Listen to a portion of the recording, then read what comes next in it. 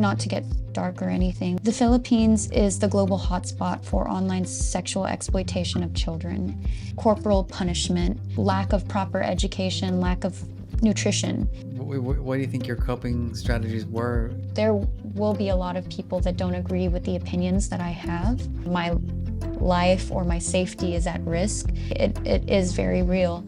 It gets scary and it gets discouraging. Welcome to Season 3 of the Dealing with Feeling podcast. I am Marc Brackett, founding director of the Yale Center for Emotional Intelligence and author of the new book, Dealing with Feeling. Today, I am thrilled to welcome Liza Soberano to the Dealing with Feeling podcast. Liza is a Filipino-American actress and model who has become one of the most celebrated stars in Philippine entertainment, known for her breakout roles in Forevermore, Dolce Amore, and the acclaimed film Alone Together. Beyond her incredible talent on screen, she's also a powerful advocate for mental health, youth empowerment, and women's rights. We talked a lot about her challenging experiences as a child in the foster care system, her work as an actress and advocate, and mostly about the emotion regulation strategies she uses to deal with her feelings that I know you'll use to deal with yours. I was particularly inspired by the strategy that she uses, which she called goal setting, meaning that when she was feeling fear or overwhelmed, she just kept on reminding herself about her goals and how that kept her on track. I just love the conversation, and I know you will too. I'd love for you to share your comments about this episode, and please subscribe to our channel so you can learn more about how to deal with your feelings.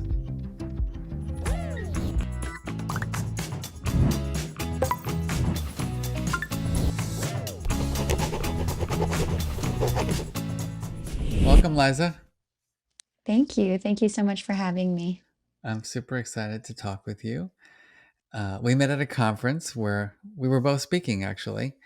I was talking about my new book, Dealing with Feeling, and my work on emotion regulation, and you were talking about just your lived experience and the work that you're trying to do to make the world a better place. And cool. Thank you. So maybe we could just take 2 minutes for the people who are going to listen to, like, who is Liza Soberano? So I'm an actress, and I was born in America, but I moved to the Philippines when I was 10, and that's where I kind of sort of built my career. And to give a little bit of context about, my childhood story, what you brought up, as you were introducing me, I grew up. When I was born here in America, I spent some time in foster care and eventually got adopted by my grandparents. And then that led me to meeting my biological father, who was based in the Philippines at 10 years old. So that's kind of like a brief explanation about who I am. And I know we're going to go more in depth, but yeah, that's me in a nutshell. Great. And so, being in the foster care system as a young child, obviously impacts your development and how you feel and the relationships you have. And I'm just asking you now to take a moment and just think back about your early childhood years. And what would you say were the top 3 to 5 feelings that you felt when you were, and the memories that you have that are closest to you from your childhood? How would you describe your childhood emotions? I would say, like, I think being scared was the predominant emotion that I felt. Like, I had a very curious nature though, so I was always like asking questions and stuff. I don't know if curious is an emotion, Good but like, enough. yeah. But yeah, I was always like very scared, always kind of just like trying to find peace. I don't even know how to like now that you're asking me what these emotions are, I don't know how to verbalize it, but I was always searching for something. And um I would say, yeah, I can only say scared to be It's honest. okay. Yeah. Like there was happy moments and then there was sad moments, but if I had to sum up everything, it would be scared. Uh-huh. And can you share just why did that word come to mind for you in terms of what was happening? Mhm. Um, well, because when I was adopted, I mean, when I was in foster care, I wasn't treated very well. I had a very abusive foster parent who did a lot of mean things to me psychologically and physically. And I think also just the awareness of not being surrounded by people that had my best interest made me scared all the time. But also, on the other hand, I wanted so badly to be wanted. Hmm. So it was also, I was also very scared of like upsetting anyone or doing anything that would make them want me less, I think. And when you think about coping, Hmm. just look where you are now. Hmm. Things worked out, which is always good to see. What would you say, even as early as you can remember, were the strategies that kept you having a little bit of hope? That kept you going. Hmm. Well, so my younger brother and I, who I was with all throughout like foster care, and then once we got adopted, we stayed together and we grew up together. We're only a year and a half apart, so I think from the day that I was conscious, I like had a very strong sense of being an older sister and being kind of responsible for my younger sibling. Mm, So I would say the motivation to like bring us to peace and safety was always very evident, even at such a very like early age. And I think even like leading up to me acting and just becoming like the breadwinner for my family, um, that was all inspired by my younger brother. His name is Justin, and yeah, I always wanted to like give him a good life, and I wanted us to experience the greatness that life has to offer together. And I also have a lot of other young siblings, but they're all my half siblings, mhm. and we were all kind of separated, like living in different households. And I remember my biggest dream as a child was to one day all live together under one household. So when I did start working and I started making some money, that was like the biggest dream that I had. And that's what kept on motivating me to work harder and harder. You know what I like about that is that a lot of people think that the work in emotions and emotional intelligence and emotion regulation is very self-focused. Hmm. And what I'm hearing from you is that kind of you had an other orientation, that Hmm. kind of what drove you was creating a better life. Yeah, obviously for yourself, but you were Hmm. really thinking about your younger brother. Hmm. Yeah. And I actually, I think that has become very evident to me as I got older. Like I think what became evident to me is how selfless I am as a person and like my tendencies to prioritize other people's needs over myself. Not that that was the case when I was growing up. I genuinely just, as a child, I wanted my brother to know peace and happiness. And that's what drove me. But as I got older, like I noticed in like professional settings or even with my friends and everything, I had the tendency to like just like cater to them Mhm. and kind of like prioritize them over myself, which I'm not saying like isn't something that I like doing or I think is bad or anything, but it's just kind of a habit I noticed. Well, it's not a bad thing to care about other people, Hmm. obviously. But if you Hmm. lose yourself, right, in that, that can be problematic because Hmm. too much of another orientation means that you lose yourself in the process. Hmm. Um, and so that was one strategy, just really just I think having the eye on being the support person for your brother. I'm curious, so you were um, how many years were you in foster care? We were in foster care for about 2 years, a little less than 2 years, I would say. Uh-huh. And then you went to the Philippines.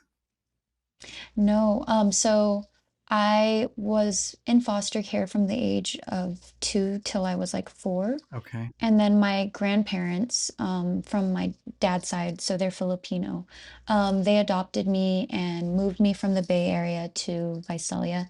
And I didn't move to the Philippines until I was 10. Okay. So I lived with them for 6 years here in America. And then they all moved over to the Philippines and came Hmm. back. Oh, just me and my brother. Oh, okay. And then so Hmm. who did you live with over in the Philippines? In the Philippines, it was my biological father and my grandma, and we ended up living with a lot of different people who were distant relatives. And so what was that transition like? Just that's a young age to just be, you're in one system for the first 4 Hmm. years or so, and then another group of another family kind of network, if you want to call it that. Hmm. And then now Yeah. going to another country because you had never been to the Philippines probably before you moved there. No, never. That was my first time. And then when we went, it was almost for good. Now I'm back, but it was a good 14 years that I stayed there. Oh wow, okay. Um, yeah. So the experience moving to a completely different country and culture was very shocking, I would say. I really, I was really kind of upset about it for a while when we first moved because I had the feeling that we were just about to like get to a good place with my mom, my biological mom, and my half siblings. Because at this point, when I got adopted, my grandparents would allow me to kind of see my mom every so often, like during summer breaks or spring break. And obviously, once we moved to the Philippines, all of that stopped. And I just felt so scared that like I wouldn't have a relationship with my other siblings because we were so far. But other than that, like I was kind of stuck with these strangers, even though he was my father, I mean, he is my father, and technically everyone that was living in that household was related to me. I didn't have any type of relationship with them other than a few phone calls that we made to each other over the years. Mm. Um, and I think because the relationship was kind of forced on me, like I didn't have any time to sort of warm up to him or anything. We like just moved there and we Yeah. were in his care all of a sudden. I felt very resentful of it. Um, so yeah. So that's a whole new set of emotions now at 10. Hmm. Yeah, a whole new, I was very angry. Uh-huh. And so how did you start, what do you think your coping strategies were in that situation? Honestly, not that good. I felt like I became kind of like a lioness. Mm. I was always like on the prowl, on the hunt, because growing up without a father, you kind of, I mean, without our biological father, it kind of made me, I wouldn't say not respect him, but like I just wouldn't take anything from him. Like I didn't want to listen to his rules. I thought anything that he said like was just nonsense, Mhm. honestly. And I felt like he didn't have the right to tell us what to do or even ask things from us, like to be more pleasant or to say Okay. I love you back to him or whatever.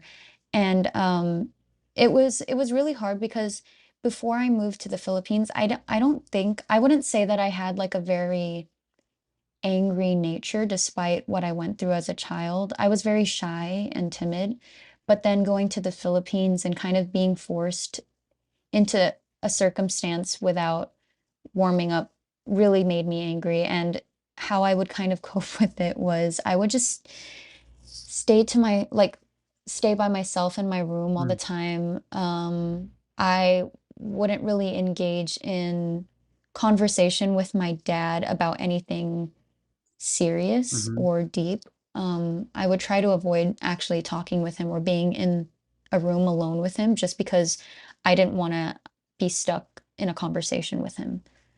Um, and then that's I would say that was a period of time where I also like I didn't know how to deal with my anger. And so I would say I dealt with it very like in a very physical Mm, way. Like, in certain parts of the world, disciplining your child may be a little bit different from like the norms here in America. mm-hmm, And so the way my dad, he would actually discipline my brother a lot more than me because my brother was a little bit more hard-headed and just, he was a little boy, so mm-hmm, he was causing trouble all the time. My dad would like spank him. Um, he, he would have different types of punishments for him. And whenever my dad would try to discipline him in that manner, it would make me so mm, furious because I just felt like he didn't have the right to put hands on us because like my grandpa who raised us didn't ever hit us or anything. Um, and so I kind of that resulted in me fighting back physically as mm, well. mm. So I had a very like kind of violent nature in my early teenage years. Wow. You don't seem that way now, obviously. No, I don't think it's my like natural instinct to be that way. I think I was just like in fight or flight mode. Yeah. So I'm just curious, your mom is still in the United States Yes. and your dad is in the Philippines, and you Hmm. go back and forth from what I remember. And Yes. so, do you have a relationship? How is your relationship with your parents today? Hmm. I would say so, like, I'm the only reason why I would say that my family ever really comes together. Like, it's always been kind of me making the effort to see them, to go to them. I would say my dad is a lot more comfortable with me. Like, he my parents are like I don't even know how to explain it. They're very immature for their age. So I've Mm, always felt like kind of the parent between like in our dynamic and my mom, she doesn't really talk to me outside of us seeing each other in person physically. So like when I'm not there, mm, we don't really talk. And so that's probably like we probably talk once a year. mm, And then with my father, because I kind of grew up with him from 10 to 14, I would say we're closer. We have more like candid, casual conversations, but I can never go anywhere deep with him. mm. Um, it just feels very unnatural, I would say. And so, in my work, this first book I wrote called Permission to Feel, I talked about my uncle Marvin because I Hmm. had two parents, biological parents who I grew up with, but they would, they didn't go to the school of emotional intelligence. Hmm. And, my mom had a lot of anxiety and kind of, she was very difficult to be around because she was always very nervous. And she would say things back then like, I'm going to have a nervous breakdown. And Hmm. my father just was physical and aggressive and had a lot of anger. Hmm. Um, and I never really had anyone to talk to about my emotions. And I had abuse in my childhood, sexual Hmm. abuse, unfortunately, from a neighbor. Right. But it kind of like I got stuck with that for so long. And Hmm. I'm thinking about all of from your foster care and some of the harm that you experienced there to Hmm. your mom and then moving with the grandparents and Philippines. Can you think Hmm. of an adult or was there one person who you felt like was your emotional ally? Hmm. Oh yeah, I definitely had that person. She was my aunt, actually. Well, she is my aunt. Hmm, She's still here. And her name is Joni, and she's my dad's first cousin. She moved back to the Philippines around the same time that I had moved to the Philippines. She mhm, was living in the UK for quite some time.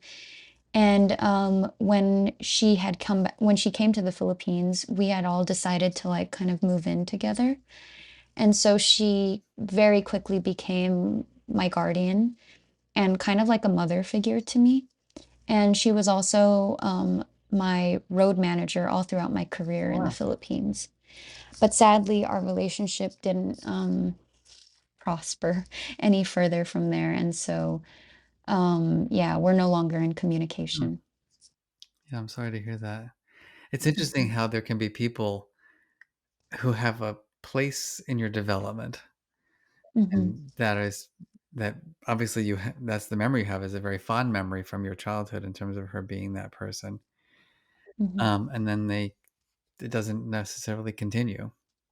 mhm, So where do you think, I mean, given your tremendous success, I mean, it's a lot, in my opinion anyway, you need a lot of emotional strength.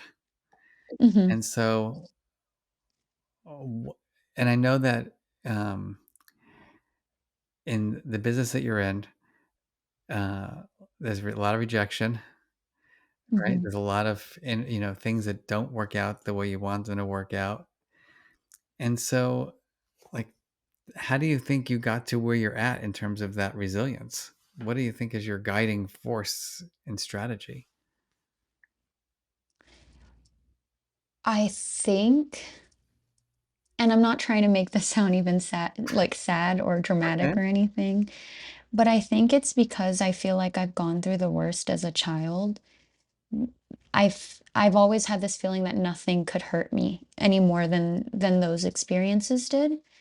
And so I've always had like a boldness to me to like search for I'm like constantly in search for peace. Uh-huh. It's what I always tell my friends. But what they also noticed about me is I also like once I have peace, they say that I like to like throw it away and like go after something that I know will cause me chaos. And it's kind of this weird complex thing because I feel like growing up, I've always had not to say that I had like multiple personalities, but I genuinely felt like there was two sides to me all the Oh, time. I felt like because my real name is Hope. Hope was always my truest self and like the person I felt the most comfortable being. And I would say that Hope is actually like she's a lot stronger than Liza is. hmm. And Liza is the person that, well, Liza was the name given to me when I became an actress in the Philippines. They gave me a screen name. But Liza became kind of this persona that I could put on so that I could be more confident when it came to entertaining and performing. But I would say Liza, because she was a performer, my dynamic when it came to talking to people was also very performative. Like I could Mhm. be anyone, any person anyone wanted me to be at any moment. Hmm. And I realized the reason why like it became so easy for me to do that was because even as a child, like I was so scared of losing a foster parent or like having my parents get mad at me and then not wanting me anymore or something like that. So like I knew what people expected of me and I would be that exact person. Hmm. But then I realized as I got older, like, you know, I would tolerate so much and like I felt like I was sacrificing a lot to like accommodate other people. And then I would get very resentful Hmm. after because they were forcing me to do things that I felt like they were forcing me to do things that I didn't want to do, when in reality, I was just trying to adapt to them. Sorry, did that answer your Yeah, question? it does, and of course, I can't help but ask the question, like, "Who am I speaking Mhm. to now? Is it Liza or Hope?" Mm, I would say hope. Like Liza is very calculated. So it's more like it's the public speaker persona that Mhm. I put on where I try to be politically correct and Uh, sugarcoat certain things. But I think what I've been trying to do over the past year or two is I've been trying to blend the two personalities um, because I do feel my most like comfortable and strongest when I'm Hope, but I feel my most confident when I'm Liza for some reason. And I feel like there's no reason to like split the two. It just so happened that I kind of built my life that way and it's become a pattern that I kind of fall into. So I'm just trying to be like just my most authentic Yeah. self. I don't want to go into my clinical work now, but Hmm. early in my career, and please don't take this personally, because Hmm. I don't think you have multiple personality disorder or No dissociation. worries. Um, but there, when people were, as a result of abuse, and mostly 99.9% of the people that I treated in my early career, who had dissociative disorder, it was because of Hmm. abuse and trauma. Um, Hmm. but what the treatment was it was not, because some people had 5, 7, 15 different selves. Hmm. And the question was, would you bring someone back to their original self? Well, Hmm. that's kind of hard to know who that is anymore. And what the Hmm. treatment really was integration. It was like forming a new self out of Hmm. the self that you want to be. And so I'm jumping way out of my sequence now, but I'm really curious, the self that Hope and Eliza are. What do you hope for that person? Well, I just hope that I can like, cause like I'm very bold in the fact that I'm willing to make a stance on the things that I strongly believe in. But behind closed doors, like personally, I think the reason why I get into a lot of like sticky situations with people around me is because I'm always afraid of telling people what I really feel or think. Like if someone is just asking me to do too much work, I'll just take on the work anyway Mm, and deal with the consequences later. Or if I feel like someone just isn't giving me enough time, like I will distance myself even more from them and like not let them know that like, hey, I need more of your time and support. And then I'll blame them for not reaching out or anything. And mhm, so I think ultimately, like, I want to feel like whenever I have something come to my head, that I just feel free to say it. I mean, obviously, I only the good thoughts. I wouldn't like be mean right. or rude or Mhm, disrespectful to people, but I just want to not hold back. I think the main thing is like I'm so scared of showing negative emotions to mm, people because I just don't want to lose people or I don't want people to think badly of me. Um, and so I read some of your book, right? Permission to Feel. mhm, And one of the things that you say is like not judging the feelings. yeah, And I think I mean, I'm very judgmental of certain emotions. yeah. I mean, that's common, Hmm. especially, when I think about what you went through. Hmm. You were in survivor mode a lot growing up, and it's self-protective. I Hmm. think I had the same challenge. People say even now as a leader that I can be like, I'm conflict avoidant, you know, and I don't want to hurt other people's feelings, as a, Hmm. because then they're gonna not like me, or they're gonna feel rejected by me. Hmm. This is why I think, we all need an emotion education, right? Yeah, We're I do. not, like, when you think about your formal education, um, like, how much do you think you actually learned about how to deal with your feelings growing up? In school, not at all. Because, like, especially growing up in the Philippines, I think culturally we're kind of taught to hide what we feel, Mhm, um, to not lean into it too much, and even more so as a public figure. There are certain emotions that we can lean into and like showcase, but they're usually always the positive ones. mhm. Which is interesting, that it's like this, like, the acceptable emotions are the ones that are pleasant or positive, and the ones that culturally speaking, are, Hmm. frowned upon, are these unpleasant or negative ones. Hmm. So where did you get this resilience? Maybe were you born that way, as Lady Gaga says? um, where and think about as you were growing up, did you observe? Because you had your aunt at one point of your life. Were there other Hmm. people who kind of inspired or influenced you that helped you kind of cope with all the life's ups and downs? Hmm.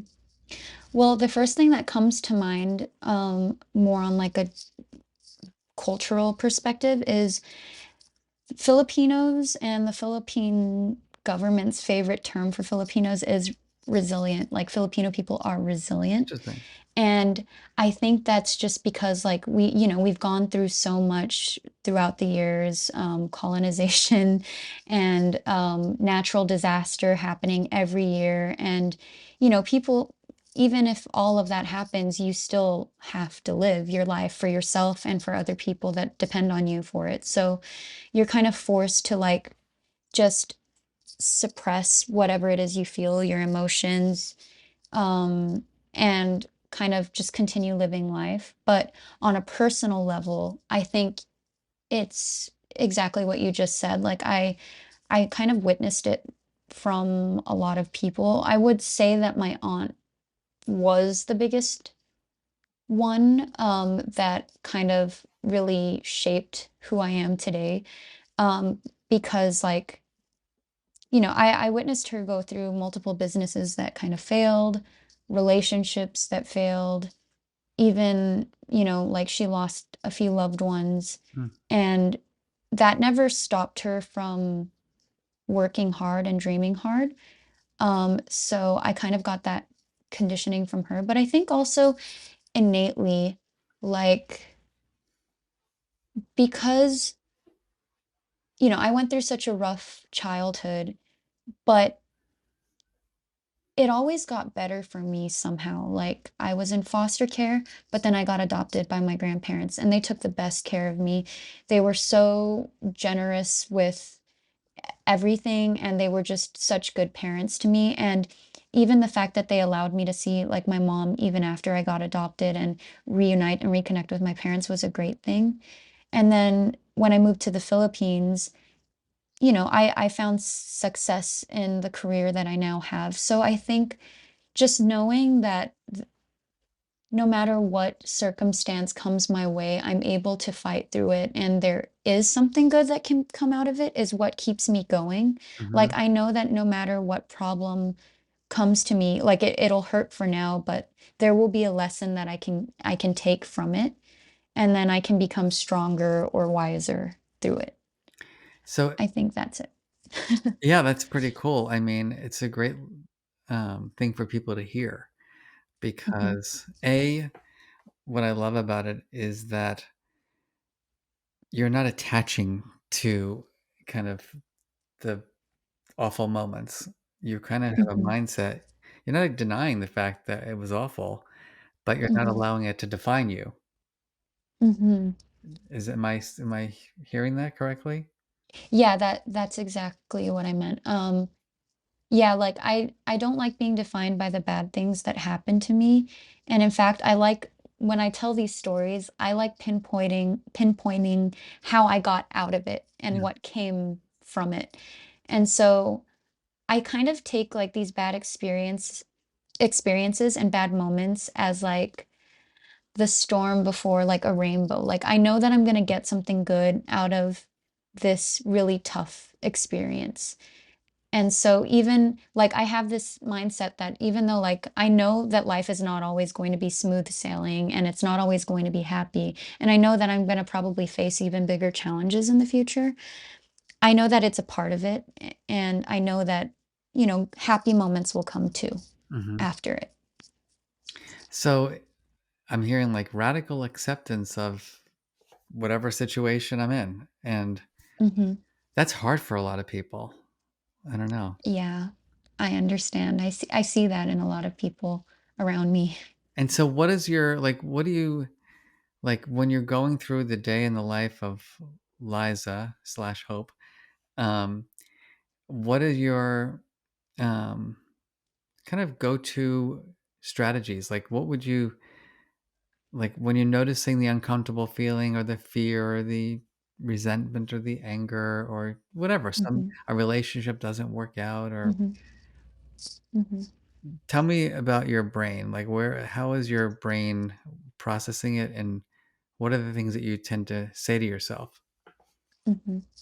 Well, don't get me wrong, even though I seem very, like, positive and optimistic, um, I do like sulking in my emotions too. I don't know if it's an actress thing or if it's because of my trauma, but when I do go through something difficult or when I'm feeling a little down, I actually love to like kind of sit in it for some reason. But I notice I never do it for too long. I usually need like a day or two to like really feel it. And I think I've developed this kind of coping mechanism over the years because when I was young, I would just suppress it and then I would do anything to forget it. Like I would Mhm, go out, I would hang out with friends, just make myself busy so that I don't have to think about whatever difficulty it is that I'm going through. mhm, But as I got older, because I noticed this in my acting, like I couldn't portray anger, I couldn't portray sadness because I got so used to suppressing it. mm, And so when I needed it to come out, I couldn't get it to. And it was just like this defense mechanism that I had built for myself. And so when I noticed that, like I took the liberty to like address that in my daily life and my personal life. And so whenever I would feel sad, like I would sit in it and I would just like let myself feel it. And I would be lying if I didn't admit that sometimes like I lean in it too much and it becomes a little bit toxic, but I think one of the systems that I had in place that I had created for myself over the past year was I have about 3 people that I know I can talk to no matter what the circumstances, and I know that I'll just hear very sound logic and just advice from them. And so when I'm sad, I'll let myself feel it for a few hours. When I'm ready to talk, I'll talk to someone, but I never act on how I feel right away. mm. That's like the one thing I can't do because I've gotten in trouble so many times for being a public figure. Uh-huh. And just over the years, I learned do not act when your emotions are at its like Yeah. highest. And so, like, a lot of things are going on there. One is that you're giving yourself permission to feel, which is very Mhm, good, at least from my mhm, perspective. And I think mhm, that's a really important piece, is that just because you're feeling it, even for a couple mhm. of hours, doesn't mean it's a bad thing. It Yeah. means you're feeling it because something happened that made you feel that way. And sort of Mhm, sitting with it for a little while is okay. mhm, And obviously, we determine like when you need a strategy, it's like when you're feeling it, when it's too intense and when you're having it for too long. But it seems mhm. like you kind of figure that out. Like, Yeah. um, and then the second piece, which is one of the strategies that I talk a lot about, is social support and having, in my newest work, I call it an emotional allies, as adults. Mhm, And so it seems like you had your mhm, aunt when you were younger, but now in your where you're at now in your development, you've mhm, got these three people that you mentioned that you feel like are your sounding board or your social support system. mhm, So one of the things I'm always curious about these emotional allies are, A, how do you select them? And B, how do you describe them? So if you were to think mhm, about the three people that you mentioned, and we can mhm, keep them anonymous, which is fine. I'm really mhm, curious to know attributes. Like what mhm, traits, what traits, what competencies, what skills do they have that make them those people for you? mhm. Well, the first thing is not being judgmental, and I know that's pretty vague, but I had a lot of people in my life that were very quick to judge when I would be my most vulnerable with them, Mm, and that kind of taught me to be scared of opening up and scared to be honest with them about anything, to be honest. mhm, um, and the second would be people that don't aren't quick to like agree with me. Um, I think just being kind of this public figure, there was a lot of, it's a cliche, but there's a lot of yes men around you. Mhm. And so I felt like earlier on in my career, when I had these negative feelings towards something or someone, I had people around me that would kind of rile me up even more, make me even madder than I was before. And that would result in me making the wrong decisions. Mhm. And so it's important to me that I have people that are able to take whatever I'm saying at face value, kind of level-headed, not undermining what I'm saying and not taking it seriously, but also not taking it too seriously Mhm. where they feel like it's their problem to deal with now too. Mhm. Um, of course, it varies depending on what the issue at hand is. But so that was the second thing. And the third is someone that I know will be there no matter what. Like even if it gets to a point where I may be just unreasonable about the way I'm thinking and seeing things, that won't make them kind of distance themselves from me because, it can be difficult when you're trying to help a friend out and they're not taking the Mhm. advice that you're giving them. And it's easy to be like, oh, they never listen to me anyway. Just Mhm. let them deal with their own trouble. And, sometimes people need a little bit more pushing more than once or twice. And I feel like real friends and real support systems can learn to ride through like the stormy weathers with you. That's cool. In my research, so I've studied this now with about 20,000 people. And I've Mhm. asked people both when they're kids to describe like their aunts and, do you think your aunt had those kind of qualities too when you were younger, similarly, or other qualities? No, no, she did not. And I think that's what ultimately like ended our relationship, Okay, to be honest. interesting. So you noticed that the judgment was there, or the Mhm, not great listening and the empathy and mhm, compassion, because those are the three that mhm, I find, which is non-judgment, which is the first thing you said. Like we're just mhm, desperate to be around people who are not judgmental. mhm, Second is good listening. Like mhm, they're there for you without like inserting constantly, well, this is what I would do, and mhm, this is what I think. mhm, And the third is that empathy and compassion that they actually really demonstrate that they care. The mhm, one thing that's not usually present is kind of like their belief that they have to help you fix it, mhm, which I think is interesting because so many people mhm, are afraid. And when I ask people like, "Are you an emotional ally for someone else?" And a lot of people are mhm, afraid. They think, "Oh my God, I'm not skillful. I'm not, I don't know what to tell people what to do, and I'm scared of that." And I say, well, in most instances, we're not looking for people to tell us what to do. We're looking for just the sounding board. mhm. That's Um, true. so you're a public figure, Mhm. um, which means that life is different.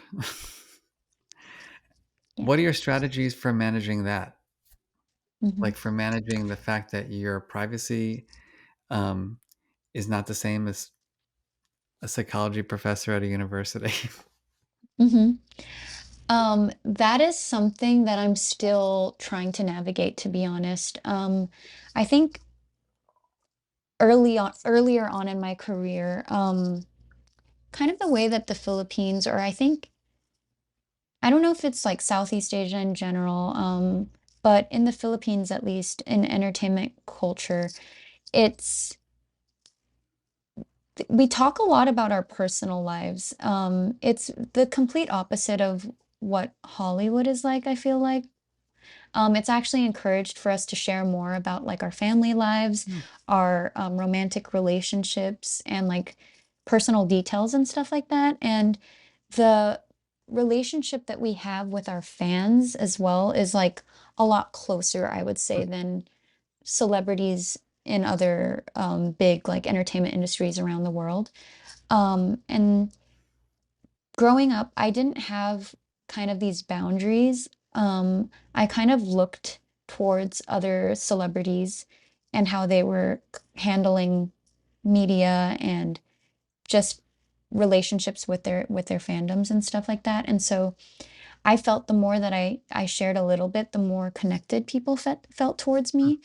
But obviously, as I got older, it started becoming such an immense pressure to be able to live a perfect life worth sharing with people. Mm-hmm. And as I got older and I started, growing or having more opinions about a lot of different things in the world, I quickly realized that there will be a lot of people that don't agree with the opinions that I have. And so my tendency was to like hide my real opinions on things just to be agreeable with everyone. But there came a certain point where it actually started when I joined this organization called Save the Children, and I started getting deep into my advocacy work. Mm-hmm. Um, I started getting a lot of people disagreeing with a lot of the things I was saying politically. Um, and that kind of got me scared of like sharing anything about Mm. myself with my fans. So I went from like sharing every little detail about like how my date went last week or what my relationship is like with my fourth sibling or something like that to not sharing anything at Mm. all, not even posting photos of my romantic relationships or anything online. Um, and so people quickly kind of judged me and they accused me of like putting on this character in like my previous years, and they thought that I wasn't being truthful about who I really was growing up in the industry just because I had changed all of a sudden when I became an adult. Mm-hmm. And um now I feel a little like when they say that, I do feel a little guilty from time to time because I'm like, yeah, maybe I wasn't as truthful as I should have been. But like also I was a kid. Like Right. I was still figuring out who I was. I Mm-hmm. was discovering, all these things about myself. So I wasn't meant to just be one way and then never change. And even now and up until I get older, I'm going to be constantly evolving. But I feel like fans just, they see you in one way and they expect for you to stay the same forever. Mm. Um, so now I don't know if I have much of a relationship with my fandom anymore, just because I've kind of distanced myself from them in general over the past 3 years, just because I've been getting a lot of opposing opinions on a lot of things that I do. Mm. And so it's gotten me scared of seeing them, to be honest, because I don't know if I'm going to be attacked in public Mm. or not even attacked like physically, but just like they're going to want a discussion or debate on how I live my own life. Mm. And I don't really want to have that conversation, you know what I mean? Yeah. S- so to be honest, I don't know what it's like, how I would handle it right now. Because since I moved to LA, I've been in my own little bubble. I haven't really had opportunities to have interactions Mm-hmm. with fans. I see them from time to time, like at the mall, but those are always pleasant experiences because if they come up to me and ask for a photo, I never really mind or anything. But to actually have like a relationship with a fandom in general, I don't have that right now. Interesting. Yeah. And so you're pursuing a career in acting and you're getting more and more roles here and you're becoming more of a star. Um, Thank you. and you're also worrying, or concerned about like, what is my identity in terms of Mhm. like, how do I show up for my fans? You have a huge fan base. Mhm. So that's complicated. And It so, is. I'm thinking like, gosh, I got to think about this for a little bit. But Mhm. at present, because we're not going to predict the future, because you'll be Mhm. someone else in a couple of years. Um, Mhm. what would you say are your kind of go-to strategies for just like if you can probably get lost in all that and worked up about it, like the worry. Mhm. And so Oh, we've yeah. talked a lot about other emotions, but we haven't talked about any anxiety or worry. Do you get that way at all? Mhm. All the time. I actually I get it's pretty common for me to get panic attacks or anxiety attacks. Hmm. Um, whenever I actually have to step into my Liza persona Uh-huh. is when I feel the most unsafe. And so I tend to get a lot of anxiety about that. I think it's because I've been more of hope since, I have a more private life here. So I'm Hmm. not confronted with the fact that millions of people know me and follow everything that I do on a daily Hmm. basis. But in the few instances that I do, I tend to overthink it a lot because back in the Philippines when I was at the height of my career, every little thing that I would do would be blown out of proportion. Like if I just misused an emoji, for example, or if I not even misused, if I chose to use a specific emoji, people would read into that and try Oh, to put context where there really was no context. Um, yeah. so so even though like when I have to be Liza now, like let's say I'm going to an event here in LA, even though I know that I'm not going into the same kind of environment that I once was, it's completely different. Just knowing that I have to put on this persona of being, I guess, like not introverted, Hmm. that's what gives me anxiety. And so what are your go-to, what are the, because you're still pursuing your career. Hmm. You have a goal. I think you're still, if I'm watching you Hmm. correctly, you you want to act and you want to be on Yeah. screen. And Hmm. so it probably is not going to get any easier. Um, No, I don't think so. and so what do you think are your helpful strategies for managing that pressure and that anxiety? Like what is helping you right now?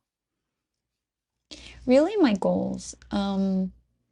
I don't know if I got to discuss it with you a while back, but I have a lot of big goals on the advocacy side, and a lot of that is kind of tied to my career as an actress. I really want to make big change for the Philippines, for children in the Philippines, for women in the Philippines, and anywhere else in the world, honestly. And I want to make the most impact. And with how I'm planning everything out, um, I would say really having that platform to bring Hmm. awareness is crucial. And right now, I have a great platform. I have a great following, and I have a bunch of people who listen to me. But if I could add even more eyeballs, I that could never hurt the cause that I'm trying to push for. And so, yeah, I think more than anything, it's just that goal. It sounds like in your early childhood, your goal was to help your brother be, Hmm. safe and develop healthy, and now you're getting even broader in your goals, which is trying to help populations of people. So Hmm. what can you say a little bit more so people know about the advocacy Hmm. work? Like what is that goal? What is the real goal? Of course. So I'm very passionate about children's rights, especially for children in the Philippines, because that's where I grew up and that's where I'm the most knowledgeable and educated. But right now, the Philippines, and I'm not to get dark or anything, but the Philippines is the global hotspot for online sexual exploitation of children. And there's a lot of other issues that children in the Philippines are dealing with, natural disaster, corporal punishment, lack of proper education, lack of nutrition. There's so many things that need to be addressed in the Philippines, and our local government and the media barely do anything to bring light to this, especially to the people living in the Philippines. Like if you tune into the news, it's a lot of it is like celebrity gossip or political like debates and stuff that are honestly it gets very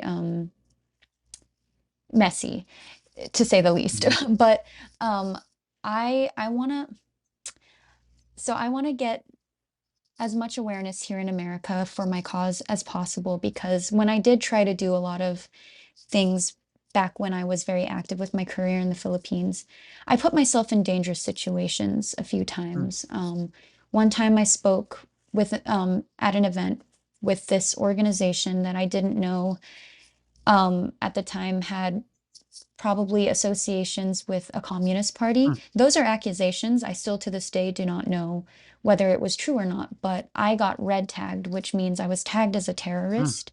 And at the time, I was here in America and I wasn't allowed to come back to the Philippines for a good month or two because I just had to I had to make a letter to the general saying mm, that I'm not in any way associated with whatever it is that you think I'm associated with.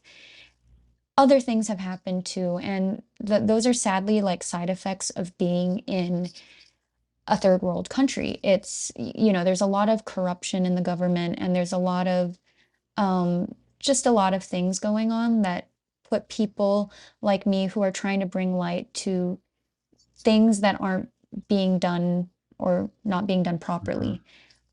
So it would help if I had more security on this end. Like if more people knew me, mhm. if I had more of a name here, I just feel like I would be less touchable in the Mhm. Philippines.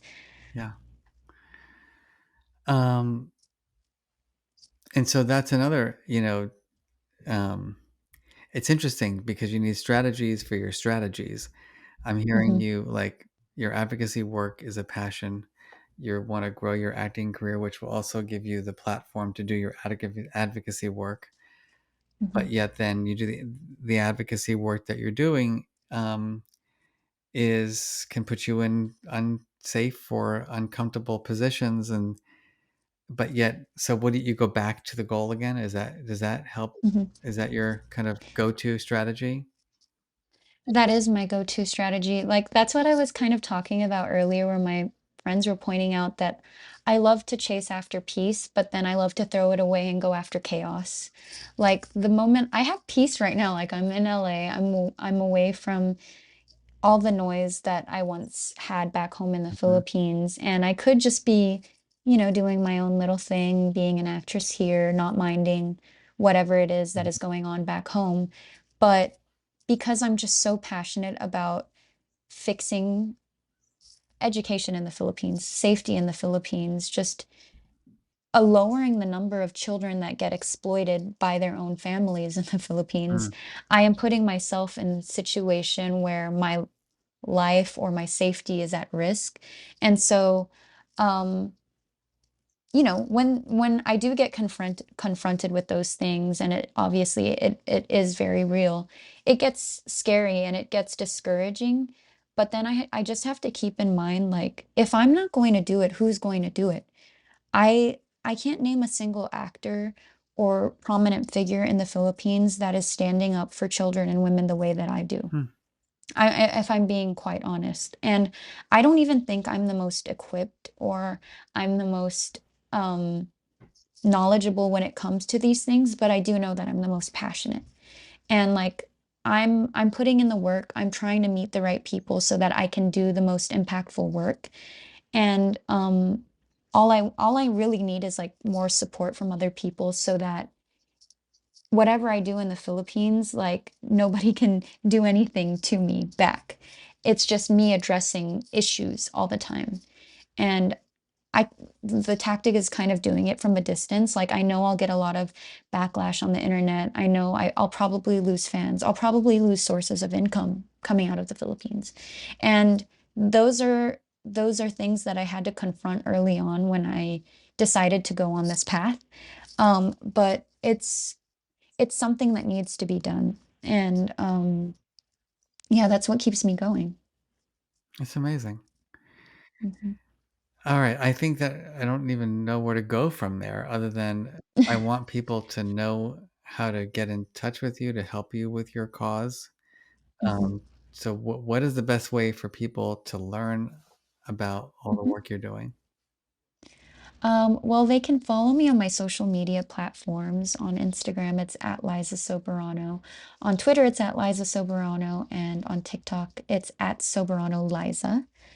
Um, Other than that, I guess, yeah, it's just my social media platforms. Like I talk about all the work that I do there. I'm just about to like start ramping up my work in that space, in the advocacy space. So there will be a lot more to kind of look at in the future. I can't really talk about it right Sure. now, but I recently started this company. It's going to be a clothing brand called Studio Hope.